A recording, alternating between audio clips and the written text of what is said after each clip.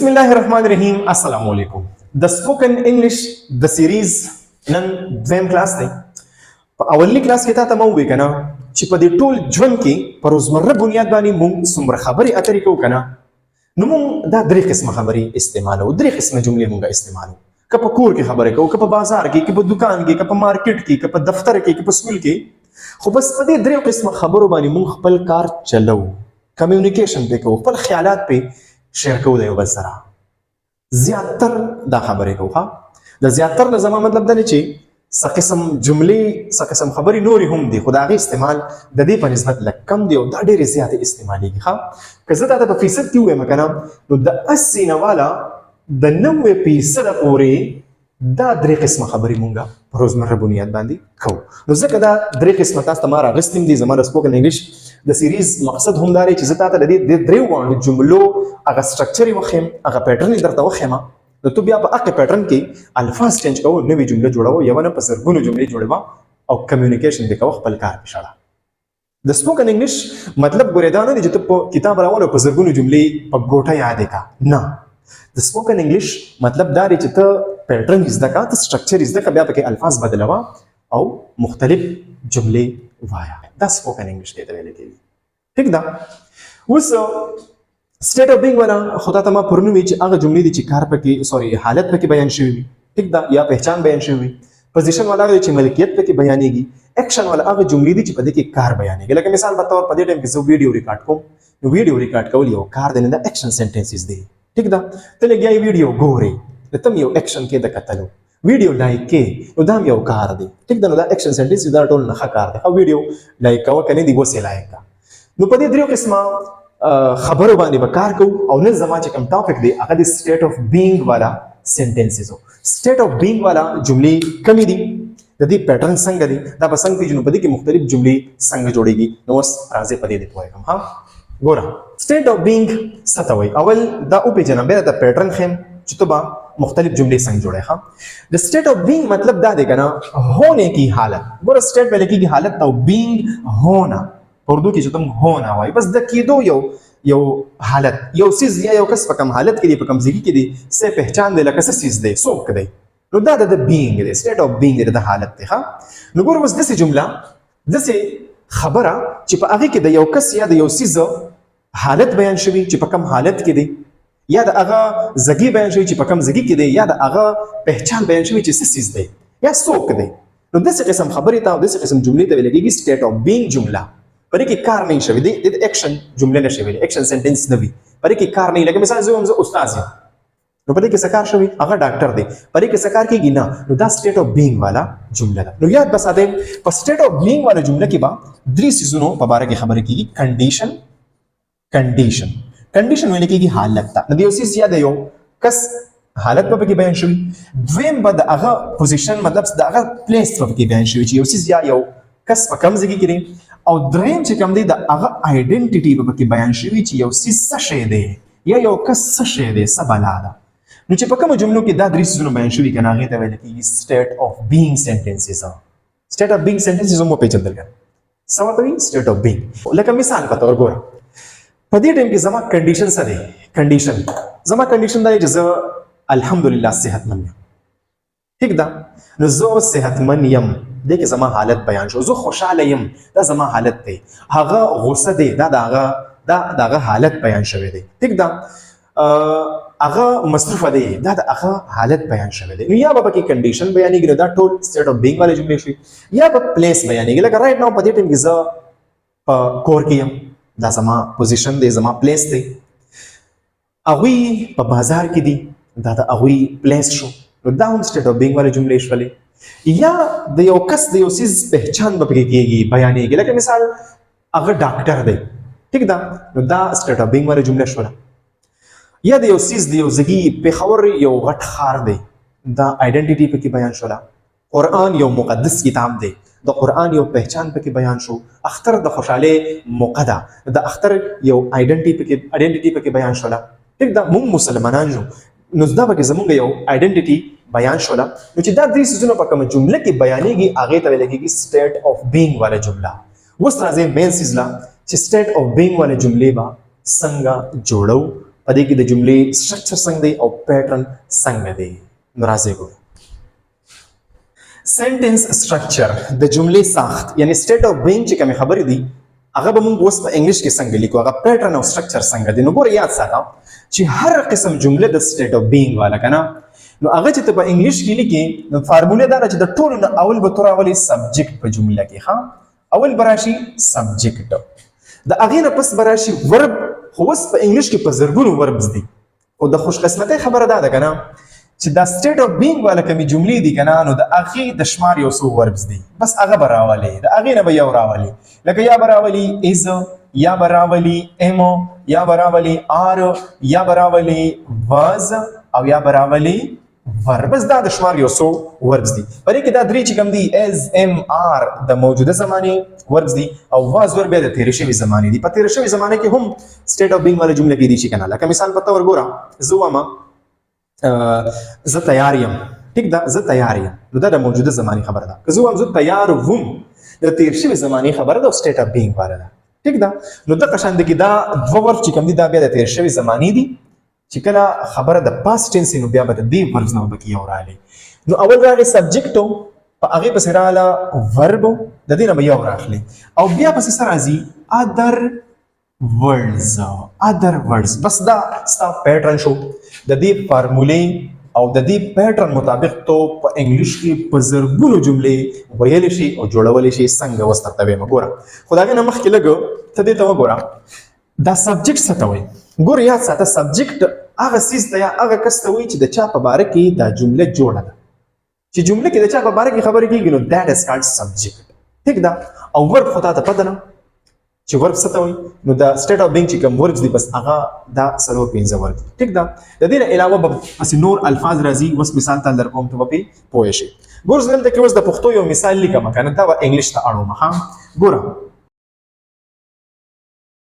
دا ما ولیکل مونږ تیار یو دا سټیټ اف بینګ والا خبره ده زمونږ حالت پکې بیان شوی دی ټیک ده لکه اکشن پکې نه دی شوی نه پکې څه ملکیت ښودلی شوی دی خو څه وایي مونږ تیار یو نو د مونږ حالت پکې بیان شوی دی نو زه اوس دا جمله اړومه انګلیش ته په انګلیش کې لیکم نو په انګلیش کې چې زه لیکم که نه نو د هغې فارمولې دا ده که نه اول به زه راولم سبجیکټ ټیک ده نو په دې جمله کې اوس سبجیکټ کم یو دی تاسو وګورئ ځه مونږ تیار یو نو تاسو ته ما ووایي چې د چا په باره کې خبره کېږي که نه نو هغه سبجیکټ شو نو خبره دلته کې د مونږ په باره کې کېږي که نه نو دا څه شو دا سبجیکټ شو نو دا مونږ به زه راولم اول به دلته ولیکم چې په انګلیش کې لیکم نو په انګلیش کې د مونږ دپاره بیا څه راځي تا ته دلته کې ما لیکلی یم د پرون مې دا به یاد کړي ګورئ وي راځي د څه لپاره د مونږ دپاره په اردو کې ورته هم وایي نو زه چې دغه جمله په انګلیش کې لیکم نو زه به اول دلته ولیکم وي ټیک ده اوس په سبجیکټ پسې بیا راځي ورب که نه خو زه به راواخلم آر ټیک شو وي آر او بیا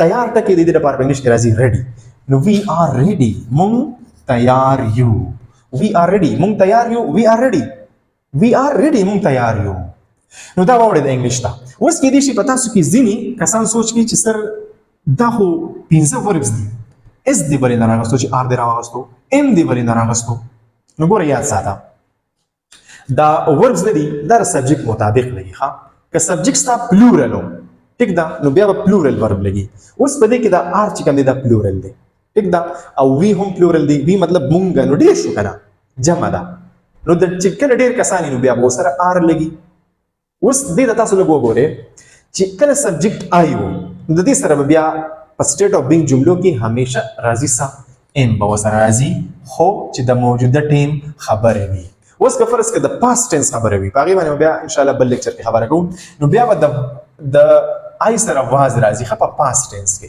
ټیک ده د وی سره په موجوده ټینس کې خامخا آر راځي د یو سره هم آر راځي او د دې سره هم آر راځي دا به یاد ساتئ دلته زما سبجیکټ ویو نو ما ورسره آر ولګو ټیک ده که یو نو بیا به مې آر لګو که دیو بیا به مې آر لګو ښه که سبجیکټ زما هیو نو بیا به مې اس لګو که شیو بیا به مې اس لګو که ایټو نو بیا به مې هم اس لګو او یاد ساتئ چې کله یو ناون لکه مثال په تور ګوره دلته کې ما ولیکل مونږ تیار یو خو که فرض که ما وایي چې علي تیار دی نو سبجیکټ زما علیو که نه او یو دی ټیک شو نو مثال په طور کې سبجیکټ ستا علیو لکه یو ناون نو د هغې سره به هم از راځي ښه او که فرض که دوم دا وایي چې علي او احمد تیار دی نو چې کله ستا سبجیکټ تا ته ما ووایي پلورل شو علي اینډ احمد شو که نه چې سبجیکټ ډبل شو نو بیا به آر راځي. نو دا به یا ساتي چې دا ورب چې کوم دي دا چې څومره وربز دي کنه دا وربز دا به تر دې سبجیکټ مطابق لګي. ښه لکه تاسو ته کې ولګو چې وی ام ریډینګ بیا غلط شو، وی از ریډي بیا غلط شو.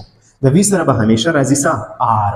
اوس ته بل جمله لیکم ګور دا انګلیش ته اړم مثلا در کوم په دې ځان پوهه کې بیا د کار در کوم ته باغه انګلیش ته اړه. ښه ګور دلته ما ولیکل هغوی رونه دي دا زوس انګلیش ته اړم. لکه تاسو سوچو کې په دې کې سبجیکټ کم یو دی هغوی دې ګنداوی مبارک خبره کیږي. نو دا هغوی د سبجیکټ پسې راولا چې انګلیش ته اړه اول ولیکا هغوی خو هغوی د پاره انګلیش کې سره راځي دې راځي. دا وګورئ دې څه ته وایي دی وایي هغوی ته. نو ګوره دا زه انګلیش ته اړم نو اول به ولیکما دی. اوس په دې پسې به کم ورب راشي په دې پسې به راشي آر. دلته کې تا ته ما لیکلیم دي په دې پسې راځي آر او بیا رونه دي. نو رونه ته څه ویل کېږي brothers they are brothers. نو دا واورئ دا انګلیش ته دا د سبجیکټ شو دا د ورب شو او دا نور الفاظ شو. دې ته بیا کمپلیمنټ هم ویل کېږي. ښه او دې ورب ته لینکینګ ورب ویل کېږي. لکه دا دې په اصل کې څه دي رونه دي دا رونه څوک دي دې دي. نو دې ورب د یو لینکینګ ټکی کار کړی دی نو دې ته لینکینګ ورب هم ویل کېږي. ښه بل مثال در لیکم چې ته وایې کنه چې زه په کلاس کې دا به انګلیش کې څنګه لیکي. ګوره ښه زه دا په انګلیش کې اوس لیکم زه په کلاس کې یم. نو دا یو سټیټ اف بینګ والا جمله ده کنه زما پوزیشن زما ځای خو ولې دی.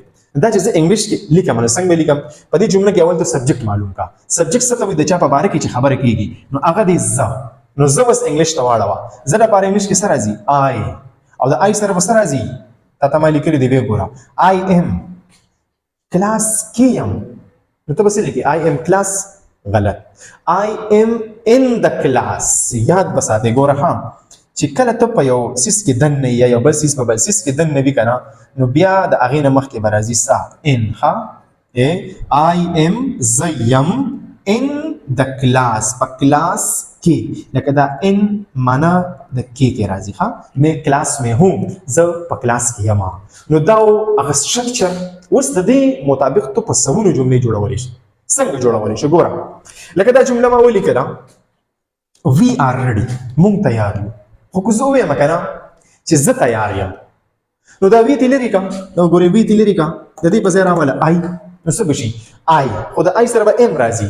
نو آی ام ریډي که ته وایې چې ته تیار یې یو آر ریډي. که ته وایې چې هغوی تیار دي دے آر ریډي. که ته وایې چې هغه تیار دی هی از ریډي. که ته وایې چې هغه جینۍ تیاره ده شي از ریډي. که ته وایې چې دا تیار دی نو اټ از ریډي. ٹھیک ده. ها که اوس فرض که ته د دې جملې نه نورې جملې جوړول غواړې دے آر برادرز ته وایې چې مونږ ورونه یو نو بیا به څنګه شي وی آر برادرز تاسو ورونه یو آر برادرز. یعنی د دې نه ډېر شي جملې جوړېږي. ښه دې ته وګورئ آی ایم ان د کلاس. که ته وایې زه په کلاس کې یم جو آی ایم ان د کلاس. خو که پرته که ته وایې چې هغه په کلاس کې دی نو هی از ان د کلاس.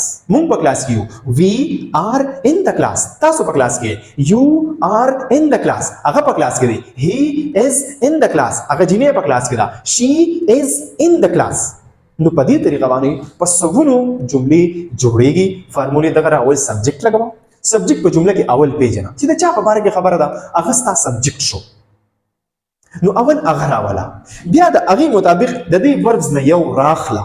ټیک ده او بیا پسې نور وربز لګاو نور الفاظ لګاو. لکه مثال دلته کې ما ووایي چې آی ایم ان د کلاس زه په کلاس کې یم. خو که ما ووایي چې زه په کمره کې یم نو بیا به صحیح آی ایم ان د روم. که ما چې زه په بازار کې یم آی ایم ان بازار. زه په دکان کې یم آی ایم ان د شاپ. زه په دفتر کې یم آی ایم ان د آفیس. یعنی نو دا الفاظ هم چینج کولی شي هغه سبجیکټ هم چینج کولی شي او په سوونو جملې جوړولی شي. ان شاء الله نیگیټیو جملې به په بل لیکچر کې ډسکس کوم. اوس تاسو لا یو څو جملې هوم ورک در کوم هغه به تاسو په کمنټ کې انګلیش ته واړوئ. صحیح ده. خو د هغې نه مخکې زه په خپله هم یو څو نور مثالونه دلته لیکم او انګلیش ته اړوم. هغه ستړی دی په دې کې سبجیکټ څه شو هغه او هغه دپاره انګلیش کې څه راځي هی. ګورئ هی از یعنې په هی پسې به از راشي که نه او ستړي ته په انګلیش کې څه ویلی کېږي ټایرډ. نو هی از ټایرډ. ټیک ده. اوس دې بل ته وګورئ هغه غوسه دی نو هغه به راشي هی به راشي په هی پسې به راشي از او غوسه ته څه ویلی کېږي انګري. هی از انګري دا ای به سمال راشي. ښه هی از انګري هغه غوسه دی. ماشوم د خوبه دی نو په دې کې سبجیکټ ماشوم شو کنه نو ته بس لیکې the child is ګور ماشوم یو دی نو از راغی سنګولر ورب is sleepy د خوب ته په انګلیش کې څه ویل کېږي sleepy کتاب په میز دی د کتاب هغه زګي بیان شوی دی نو سټیټ بینګ جمله شو کنه نو سبجیکټ کتاب شو نو ګورې the book is یعنی the book is on the table چې یو سیز د بل سیز د پاسه پروت وي کنه دا غي نه مخکې بیا ان لګي ها چې کله یو سیز د بل سیز د پاسه برسه طریقه پروت دي چې دا سطح ټچ کړی وي لکه داسې نو the book is on the table دی بل ته وګورئ زما پلار مصروفه دی نو سبجیکټ پکې زما پلار شو کنه نو زما ته په انګلیش کې ویل کېږي my ها my زما I مطلب دی زو او my معنی ده زما نو my father زما پلار is busy زما پلار مصروفه دی نو دا یو څو نور مثالونه په دې طریقې سره دا انګلیش ته اوړي او سبجیکټ بیا لګو ورب خو د دې مطابق او بیا other words لګوا او هر جمله انګلیش ته اړوا اوس تا لپاره دلته هوم ورک لیکم پنځه جملې ستا لپاره هوم ورک شو خدا به تل کې په کمنټ کې زه به ګورم چې آیا ما کم کلاس واغستو تاسو څه زده کړل کنه ګوره مونږ ستړي یو ټیک دا په انګلیش کې ولیکې نو مونږ معنی څه ده په انګلیش کې مطلب دې لپاره سره راځي وی او په وی پسې راشي آر او ستړي ته خدا ته ما لږ مخ کې ولیکو چې وی ټایرډ نو وی آر ټایرډ ټیک دا به وړ انګلیش ته ته وګي دا به انګلیش ته وړ وګي د انګلیش کې لیکي هنګري ماشوم نه جوړه دی ویل کېږي الیا سیک او کتاب زما ملګری دی ټیک شو دا به هم وړ انګلیش ته او هغوی مسلمانان دي دا به هم انګلیش ته واړي که د ویډیو نه دی لږ هم څه زده کړي ویډیو سره لایک کا کمنټ هم وکړه او خپل ملګرو سره شیر کا ان شاء الله ملاویږو په دریم کلاس کې جزاک الله